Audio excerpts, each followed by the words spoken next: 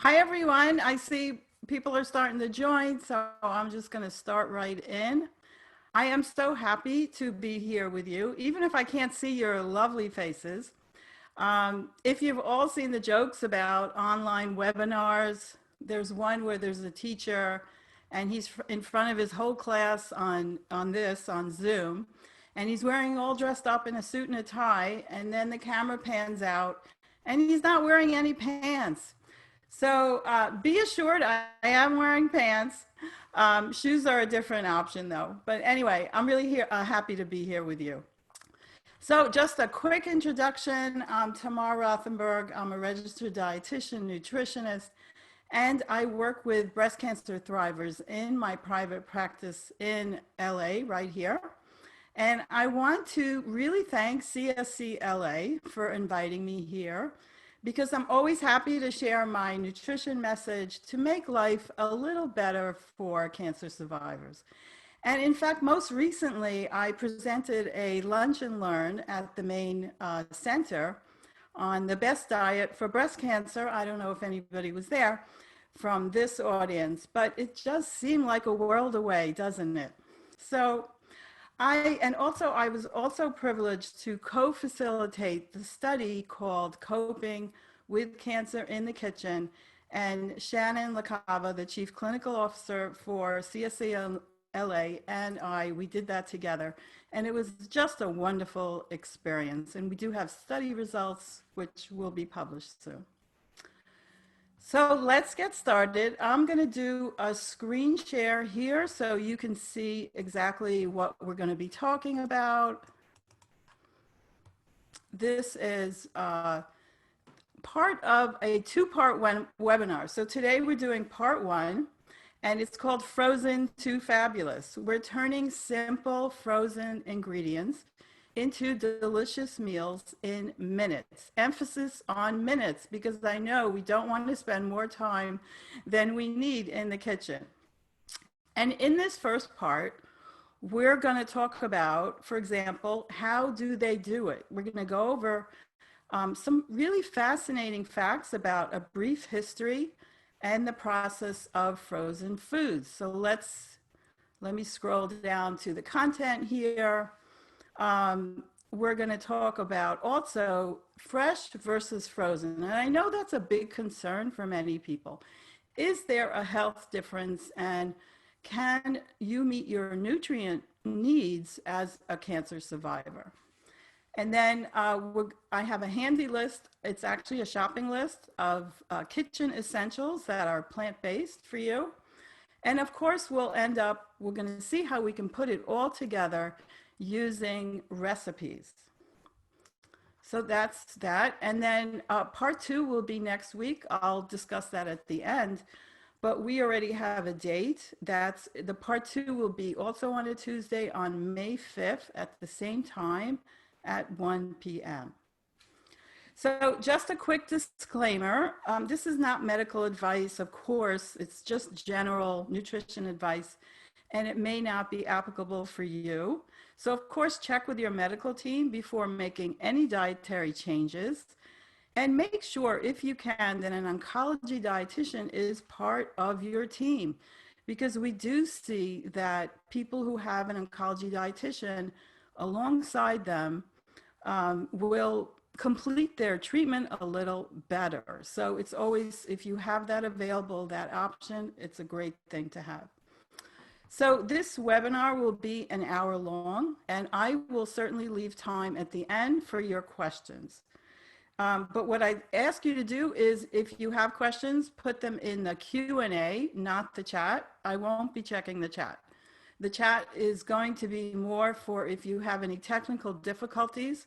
We have the wonderful Larissa who's monitoring today the chat, and she will help you with any technical difficulties you have. So for the questions about content, I will answer them at the end.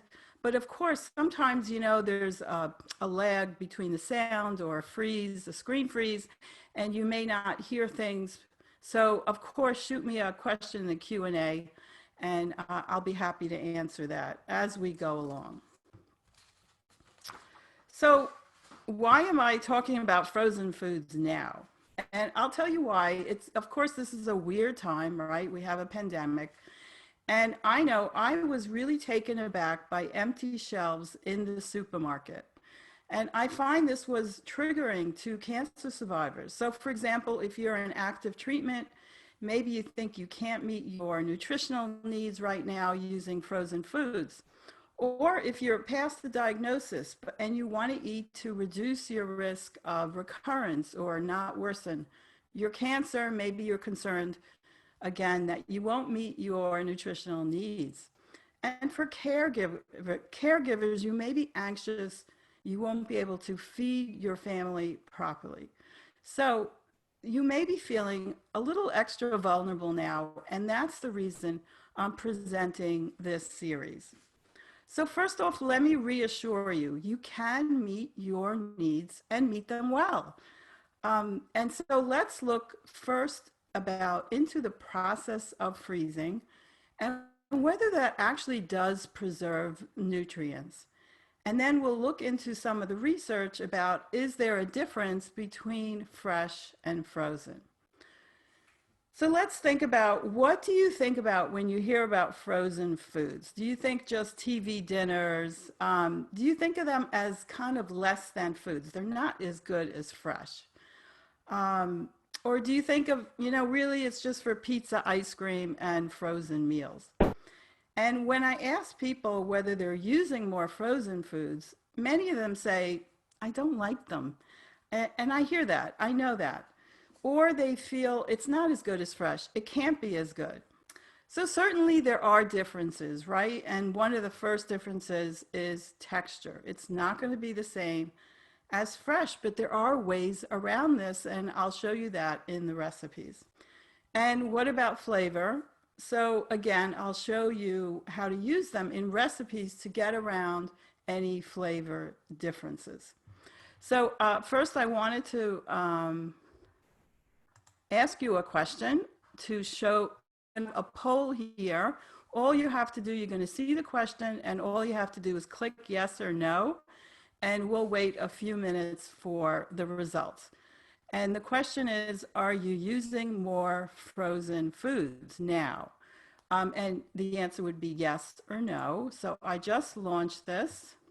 Just click, and we'll spend a few minutes talking about it. Thank you. I see people are answering. It's so great to see your participation.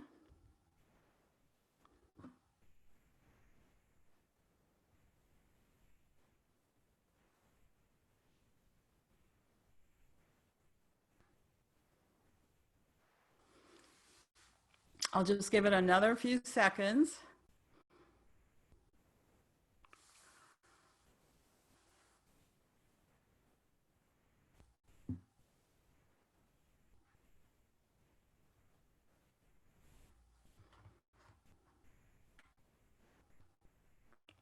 Okay, so most of you have voted, about 80%. So let me see if I can share these results. Can you see the results here? Let me do a stop share here.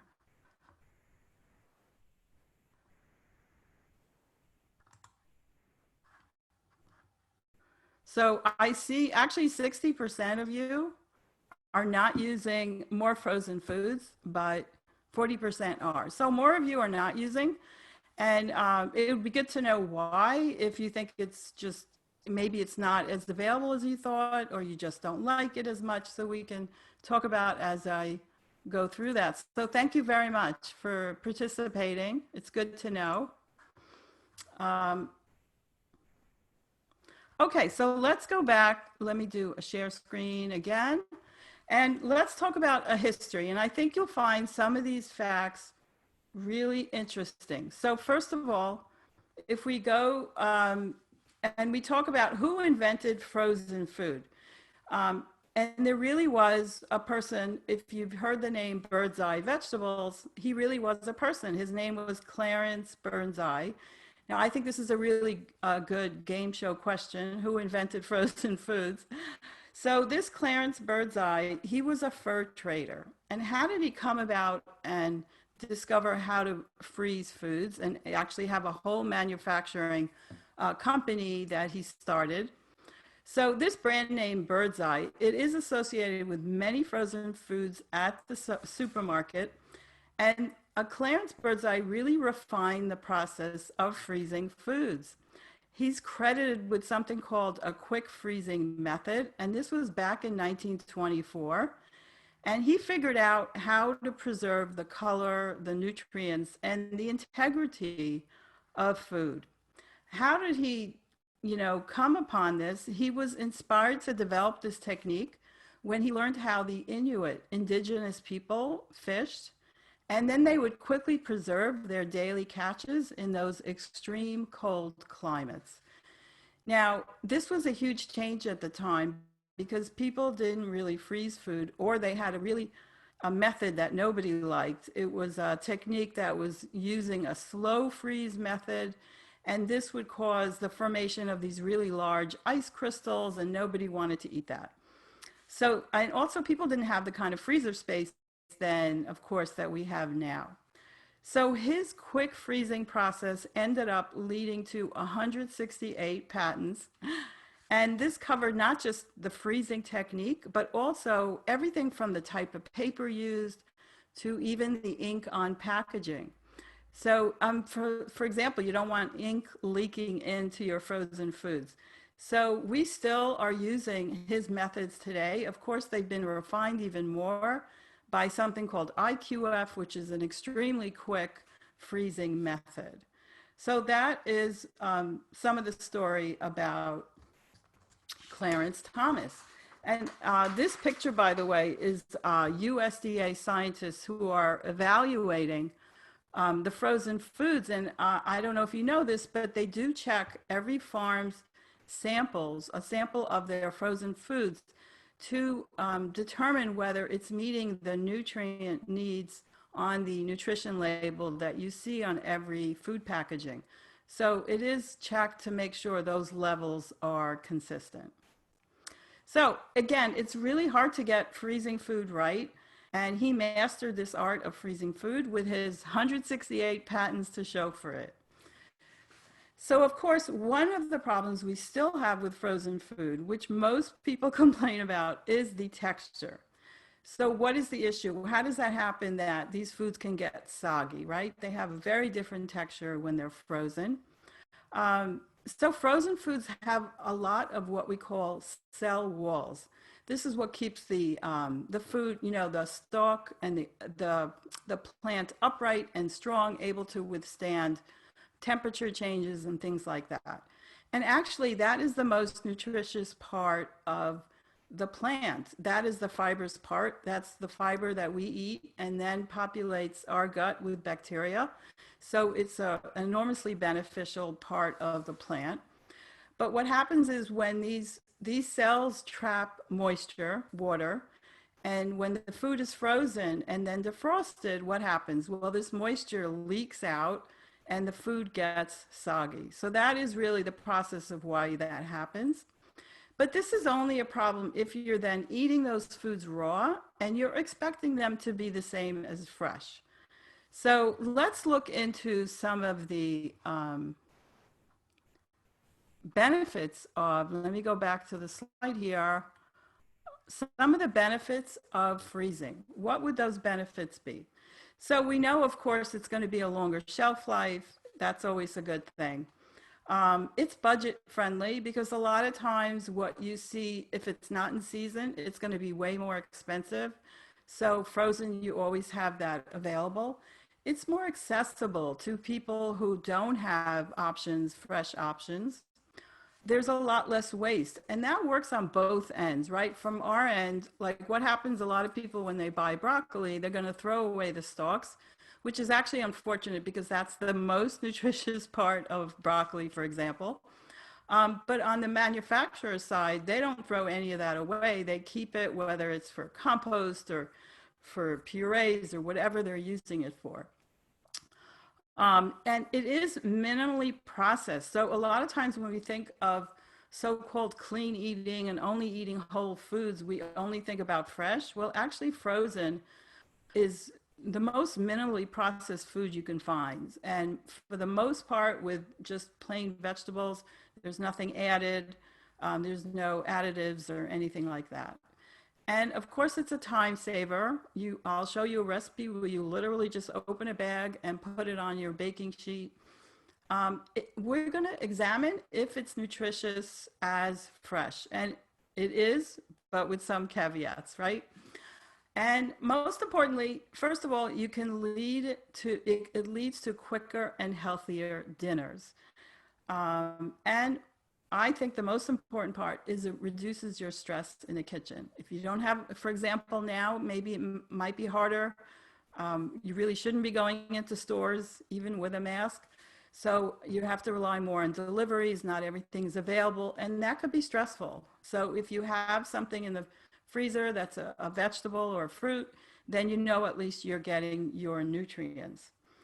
And also, there's so many options now that we have available in the frozen food section. You can get organic, non-organic, you can get plant-based meats, non-dairy, gluten-free. I mean, these are all newer options in the last few years that you have access to.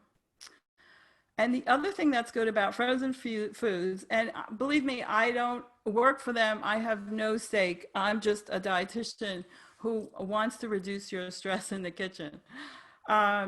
So, for example, 9 out of 10 Americans don't have even one serving, yes, one serving, of fruit or vegetable a day. That's 90% of Americans who don't really meet their nutritional needs. So frozen foods can really go a long way in helping us meet what we need. Is actually 1 to 3 cups every day of vegetables and 1 to 2 cups of fruits every day. And that sounds a lot to many people because they're not eating that, right? So that means at least 2 meals a day, you're having 2 cups of veggies and fruits. And that would be another good poll, but I'm not going to do that right now. And what about nutrition? Is it really as good as fresh? So let's look into that. The moment a fruit is picked, from the moment a farmer picks it, it starts to lose nutrition right away. Okay, so the minute something's exposed to oxygen when it's cut, some of the vitamins like vitamin C start to degrade. So then it needs to be transported, sometimes long distances, unless you're buying just from farmers markets, which have to be grown locally. Then it sits on a loading dock, then you buy it. It sits in your fridge, or maybe it's at first in a hot car. But then it sits in your bin in the fridge. Anyone remember those poor carrots sitting there? And then you finally cut and cook it. And so during that whole time, all the vitamins are exposed to air, minerals are a little hardier, and they degrade. So that is the process with fresh food. What happens with freezing is freezing actually stops that process right away because they don't let it sit if they're intending to freeze the vegetable. So you're locking in those vitamins and minerals, and there's certainly no change in carbs or proteins. So what happens next with frozen foods?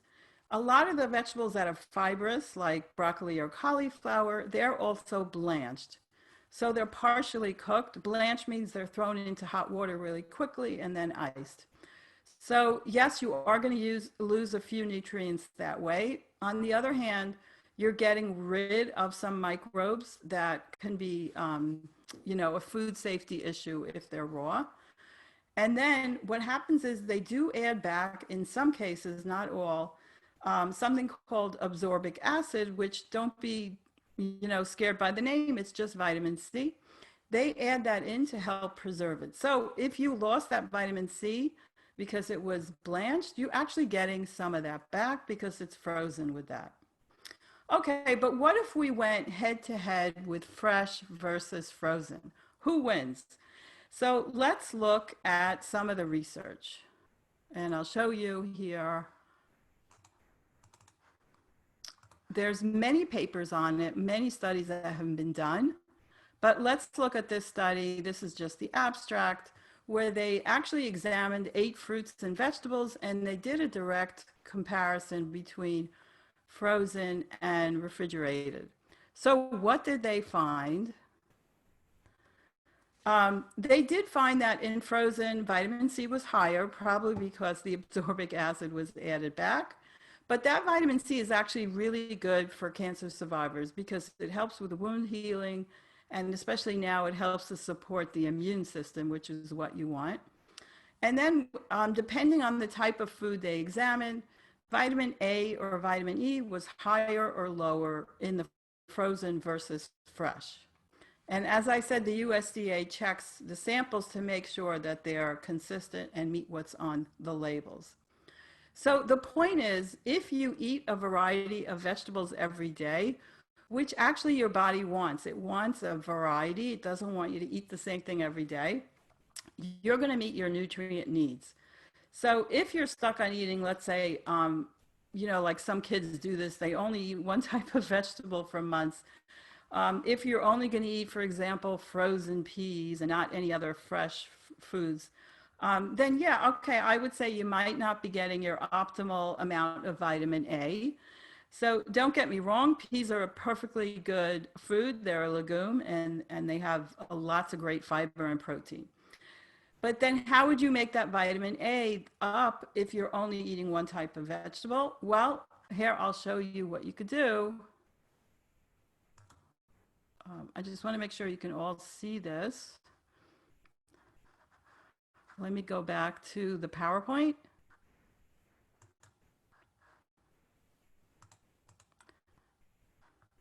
You could try some frozen spinach. So here's a quote from, I don't know if you've heard of the American Institute for Cancer Research. This is their lead dietitian, Sheena, and she kindly gave me this quote. The American Institute actually is one of the few organizations that does research between diet, lifestyle, and cancer prevention.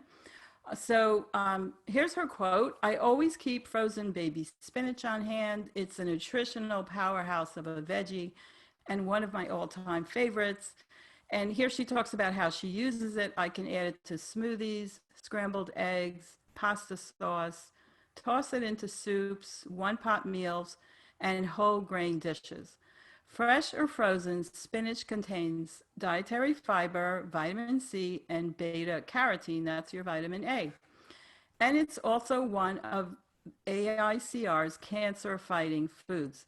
So if we go now to, I'll show you, they do have a list of their cancer-fighting foods, and spinach is one of them. So if we go here, let me get rid of that. You can go to their website, aicr.org, and they show here a list of cancer-fighting foods.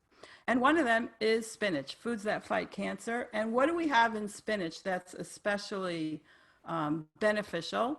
So of course it has that beta carotene and vitamin C and fiber, but you know what? It has lots of vitamin A, and people don't think of spinach as having lots of vitamin A because it's green. And usually the vitamin A foods are those yellow-orange foods like squash and pumpkin.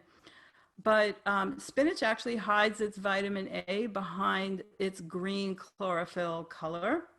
And vitamin A is heat resistant.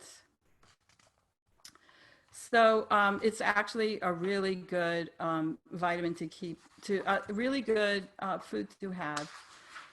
Vitamin A is also, the beta carotene that's in spinach is a precursor to vitamin A. And how does that help us? It helps keep our mucosal cells healthy. And these are found throughout our body, including our mouth and our lungs. So it's especially protective for cancer survivors. So those are the benefits of just plain frozen spinach, right? And then another thing I wanted to note about frozen foods, let me go back to our PowerPoint here.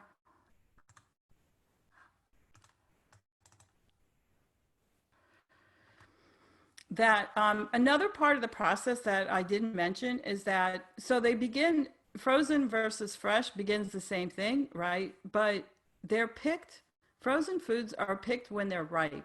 Fresh foods are picked before they're ripe because they know they're going to be transported, so they're going to ripen on the way. And actually, sometimes there's chemicals that are added. It's not a food safety issue at all, but they're sometimes added to hasten the ripeness. So in terms of flavor, you're actually getting more flavor because it is picked exactly when it's ripe. And then, of course, they're blanched and flash frozen. And once they're flash frozen, those inactivate the enzymes that can make the food go bad or tasteless or soggy. So that's why they're slightly softer in texture, but the nutritional equivalent from all the studies we've seen are pretty much equal in most ways. And this way we have access to this delicious produce all year round. And then if we go back to the ARCR website, I wanted to show you another handy thing they had. Sorry. They actually have this cute graphic on how to have this was done for Cancer Prevention Month. Sorry, are you getting dizzy? How to build a cancer preventive refrigerator. And so in the freezer, you would fill your freezer with frozen fruits and veggies. And for example, you could swap white grains for whole grains. So something that's new recently is you could actually buy whole grains that are cooked. For example, Trader Joe's has them, Ralph's or whatever supermarket you go to. They have cooked either, it could be steel cut oats, which for example can take a long time and people don't want to cook that up in the morning, or quinoa or brown rice or a multi-grain option. These are all now readily available in the markets, and that's pretty new, and that's a great nutrition option.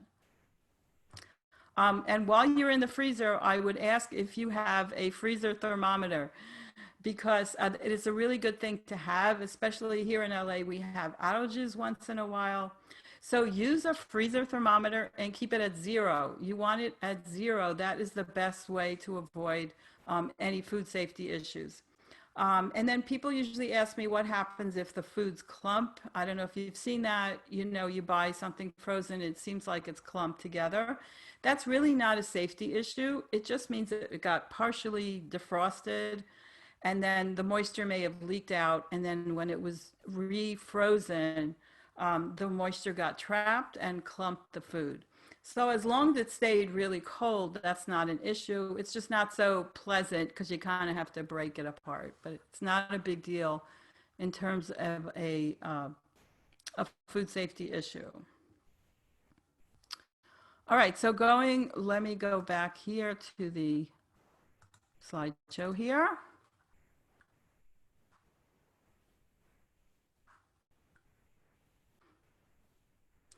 Okay, so I wanted to offer you, I have a really nice handout which you could use as a shopping list. And I think Larissa's going to put the link in the chat for you to get this. It's called Plant-Based Kitchen Essentials.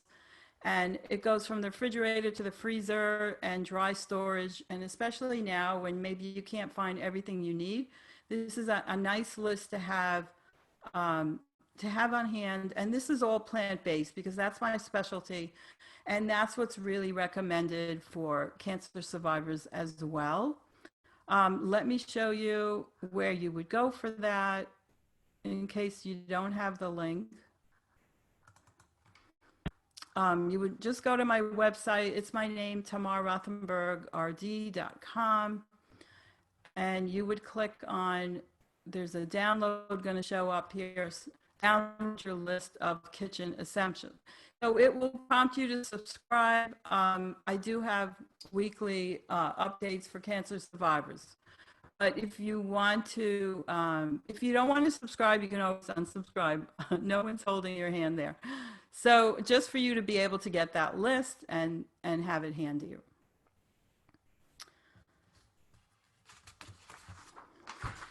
Okay, so let's go back to our um, PowerPoint here.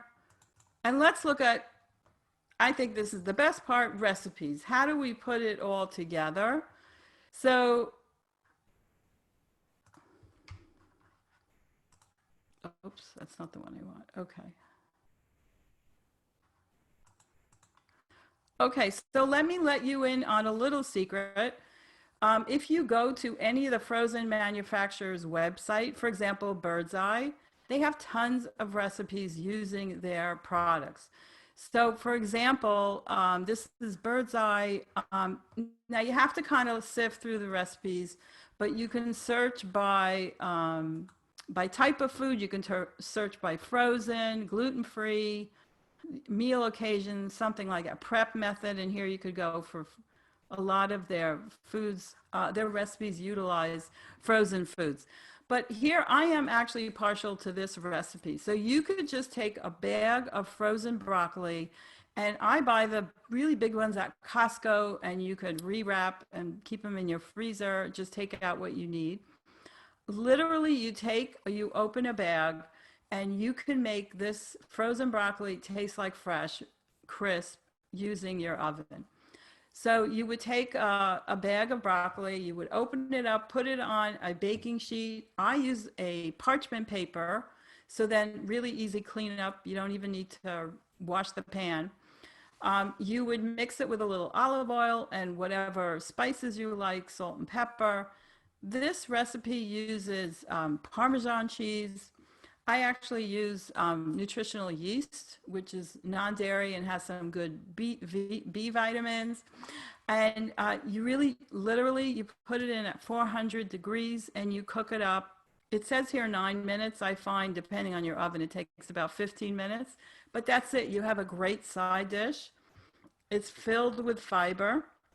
This is another food that's on the sort of cancer prevention list of the AICR. And actually, this is especially beneficial for breast cancer and colorectal cancers because of the plant nutrients, the plant fighting nutrients, the polyphenols, and the fiber that it offers. So I think this is a really nice recipe, but you can look through any of the manufacturing sites and find them as well. Okay, so let's go back. There's something in the Q&A? Yes, thank you for reminding me. I wanted you to encourage you to take a picture of anything you see here. Either do a screen share or just take a picture of any recipe that I show you. I have some more recipes that I'm going to show you. Okay, so let's show you. We'll go back here. Okay, so this is a little hard to see, but this recipe is called a detox green smoothie. It's also found, it was posted on the CSCLA social media. So either on Instagram or Facebook, you can download it from there as well.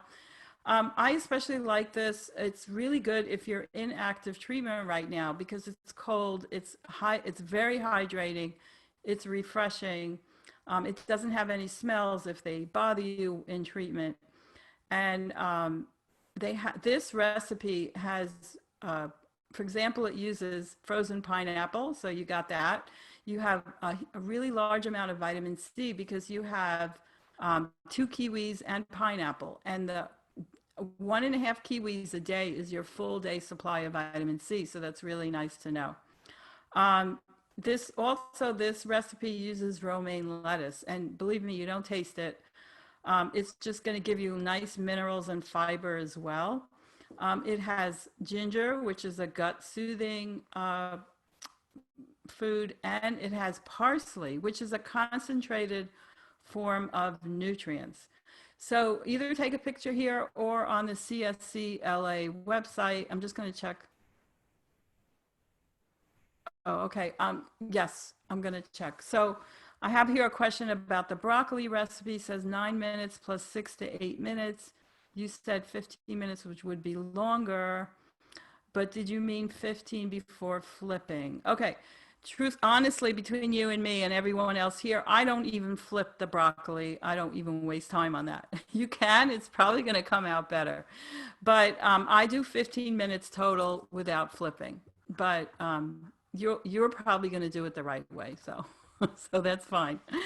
So that's your detox green smoothie, really refreshing and hydrating. Okay, so what else can we use? Here's a really nice recipe. We actually did this in the nutrition group that we ran at CSCLA, and it's called an edamame ginger dip. So, again, you could buy these really big bags at Costco of shelled or unshelled edamame. Edamame is a soy product. Yes, it is perfectly safe for breast cancer survivors, so not to worry about that. But the nice thing about edamame is, first of all, it takes on the taste of whatever you add to it. It's very high in fiber, very high, it actually has a lot of calcium and very high in protein. So again, in treatment, this is a nice option to have. So this uses your frozen edamame, and it actually uses other frozen ingredients that you can find now. Frozen garlic. These are the cubes that you can now find. Frozen garlic cubes, frozen ginger cubes. You'd have a whole lemon. You would add cilantro and a half avocado. It makes it really nice and creamy. And you would just puree that. It's literally 5 minutes, especially if you buy the shelled edamame, if you can find that. And then you would serve that as a dip with celery and carrots, or if you want, you could serve it with jicama, or another option is to use endives leaves as a dip. And it's a really nice dip, especially with the ginger. If you don't want the garlic, the cubed garlic is not as strong, so you don't have that fresh garlic taste. But if you don't want the garlic, you can certainly take that out. But if you did want more spices, if you can tolerate them, you can add cumin or crushed red pepper flakes. So 5-minute recipe using a really fresh and nutritious ingredient. Okay. Let's do.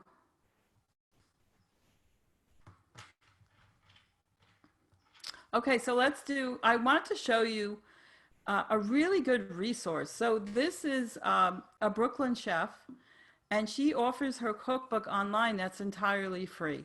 And it's really a budget-friendly cookbook where she does also use a lot of frozen ingredients. And it's called Good and Cheap. And her name is Leanne Brown. She's the chef. And with this cookbook, she claims you can eat well on $4 a day. So I'm not sure in LA you can accomplish that, but but here's a really nice recipe. It's hard to see here. You can go to her website and just download it. Just look for Leanne Brown. And this is a chocolate zucchini muffin. So the nice thing I like about this recipe is it uses, you can now find zucchini noodles, right? So these are noodles made from zucchini that are frozen. I found them at Ralph's. You can also find frozen carrots, noodles, and even frozen beets, which is such a great nutritious option. Just, I throw them in pasta sauce, for example. So this is, this probably uses things that you already have in your pantry. So it does have yogurt for extra protein. You could use a plant-based option yogurt. It has eggs, and again, you could use an egg substitute for that. And it has the frozen zucchini, but it also has cocoa. And people don't realize that cocoa is a really very nutritious option. It's filled with things called flavonoids, which are antioxidants, has tons of fiber. This is the raw cocoa, the regular cocoa, even Hershey's. And just a really nice way to get your veggies in and make some fun chocolate muffins. So I think that's a nice option. Okay, so do we have time for one more recipe? It looks like we do. Okay, so again, if you want to take a picture, feel free. This is a really nice recipe, again, using your zucchini noodles. It's a vegetable bolognese. And here you can now find frozen onions. So you could use a cup of frozen onions. You would use canned or fresh mushrooms, garlic, your spices like rosemary, thyme, paprika, nutmeg, a can of crushed tomatoes, no added salt, and lentils. So lentils are what makes this dish so hearty and even has like a meaty taste. So this doesn't have any meat. Again, you're getting that good fiber in, and you can also find frozen lentils now. It's not a huge time saver because lentils really cook up very quickly in like 15 minutes. And then you would use your zucchini noodles and just some salt and pepper. And this is just a nice, it could be a main dish because of the lentils, and you're getting the protein you need here. Just a nice way to get your veggies and beans all in one dish. And it's a very hearty, nourishing taste. It's like a one pot meal. So pretty easy and nice to throw together for an evening meal. Okay, so that's the end of these recipes here. And of course, in my next webinar, I'll have a lot more recipes. But if there are any questions, you can start putting them in the Q&A and I'll take a look. This is how you can connect with me, but let's just end with, let's see, just a quick overview, if there are 2 frozen foods that you plan to incorporate this week. So if you want to just put that in the Q&A, can you think of 2 frozen foods that maybe something different that you're going to try this week from the frozen food section? And then, so for example, I do like using spinach a lot, especially even just in rice. And then I use a lot of edamame because it's just a great plant-based protein option. Let's see what's in the Q&A. Quantity of lentils. Oh, okay. Let me look back at the recipe. Okay, so I see frozen baby spinach, great choice, and frozen edamame. Yes, great choice. Quantity, what is the best way to freeze food at home? Okay, so that, I couldn't fit everything into this first webinar, so that is going to be in part 2, and I hope you join me for part 2 because I'm going to get into the nitty gritty of how to freeze food at home. Let me go back to the lentil recipe so I can answer you about how many lentils. Oh, you're right. It actually doesn't say how many lentils. Huh. That's so interesting. Well, 4 servings. I might use a cup because it's usually like a 1/4 cup of lentils per person. So feel free to just use a couple of lentils here. But that was a good notice that you saw that. So I'm going to fix that. Okay, thank you. All right, so let's go back to the question. Is this program recorded? Yes, it should be recorded and up on the CSCLA website. Okay, here's a great question. Are you washing frozen food, especially now? So no, I'm not, because it was already blanched for the most part, so it is food safe. There's no need to wash it. And when you wash it, you're actually going to wash away some more nutrients. So I don't suggest it. Just use it as is. That's the way it's meant to be. There is no frozen food that I can think of that you would need to wash. It's not like fresh lettuce and things like that. So here's a question. Using kefir in cooking recipes, will it change the nutrients? Yes, actually, it'll up the nutrients. You're going to get more protein. You're going to get some probiotics if you don't heat up the kefir. It's actually a great alternative to yogurt if you want to use that in any of the recipes. So that was a good question. Thank you. Okay, so this is a really good question. You are on top of things.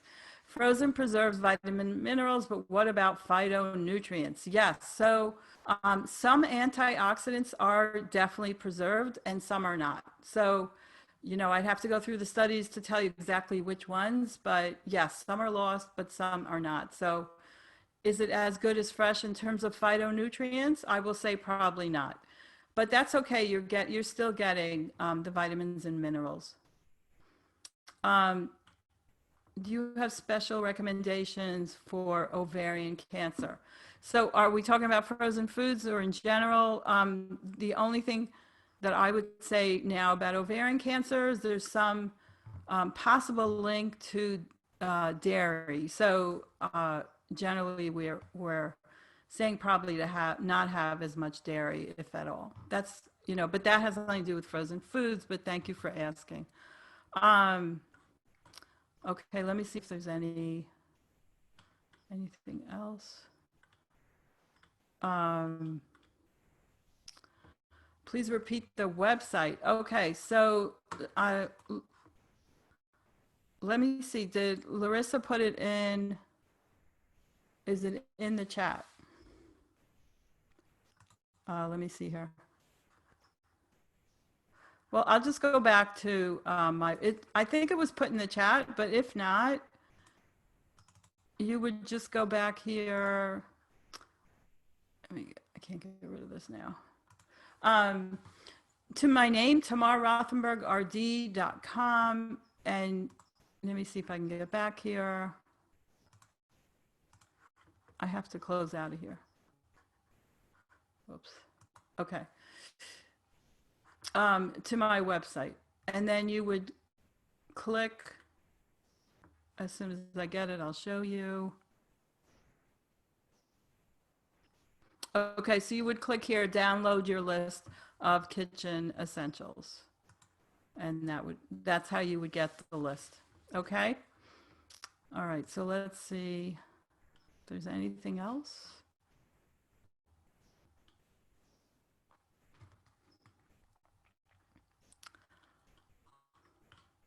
Okay, oh, I have here, let's see, open. Answer. Sorry, I'm just looking through your questions if I missed any. Okay.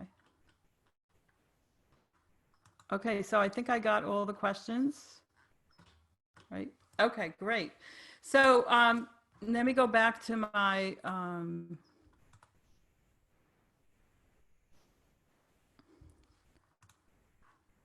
list here. Okay, let's go back. This is how you can connect with me again. Sorry. Okay, facebook.com is my name, Tamar Rothenberg. On Instagram as Breast Cancer Nutritionist. My website you saw, and of course you can email me, nutrition@gmail.com. I want to thank you for being here with me today. It was a pleasure, even if I can't see your faces. And I'm going to end now, so I just wanted to tell you, stay safe, stay home, stay well, and I hope we can get together again and be at the center to be together again. All right. Let me just check. Is there anything in the chat that I should be addressing? Okay, I see here that Larissa took really good care. Thank you to those who are waving to me. I appreciate it. Whoops. Okay. Thank you so much. Take care. I hope you can join me for the second part 2. That's going to be, Larissa, when is that? May 5th, Tuesday, May 5th at 1 p.m., right? All right. Take care. Goodbye. See you, everybody.